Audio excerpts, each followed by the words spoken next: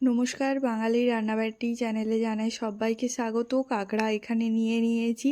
তো কাঁকড়া দেখেই বুঝতে পারছেন যে আজকে কাঁকড়ারই রেসিপি করছি। তো কাঁকড়াগুলোকে আমরা ভেঙে ভালো করে পরিষ্কার করে ধুয়ে নিলাম।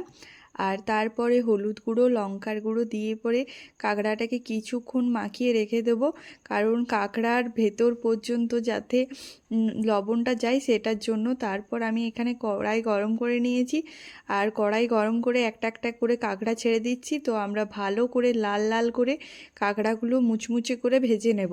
তো আমার চ্যানেলে যারা নতুন বন্ধু আছেন, চ্যানেলটা প্লিজ সাবস্ক্রাইব করে ভিডিওটা একটা লাইক করে দিন। আর যারা আমার ফেসবুকে এই ভিডিওটা দেখছেন তাদেরকে বলবো যে ফেসবুক পেজটা প্লিজ লাইক করুন আর ফলো করুন। তো দেখো কাঁকড়া আমার এখানে ভাজা হয়ে গেছে। তো আমি কড়াইয়ে সর্ষের তেল দিয়ে আবার ফোড়নে দিয়ে দিলাম জিরে, আর দিলাম দুটো টমেটো মাঝ বরাবর কেটে। তারপর ওপর থেকে আমি লবণ দিয়ে দিলাম যাতে টমেটোগুলো তাড়াতাড়ি গলে যায়। টমেটোগুলো গলে গেলে আমি এখানে পেঁয়াজ বাটা, আদা বাটা, রসুন বাটা দিয়ে দিলাম জিরের গুঁড়ো, হলুদের গুঁড়ো, লঙ্কার গুঁড়ো। তারপর এই মশলাটা আমি ভালো করে কষিয়ে নেব। তো ততক্ষণ পর্যন্ত কষাবো যতক্ষণ পর্যন্ত না মশলা থেকে ভালো করে তেল ছাড়ছে আর মশলার কাঁচা গন্ধটা না যাচ্ছে।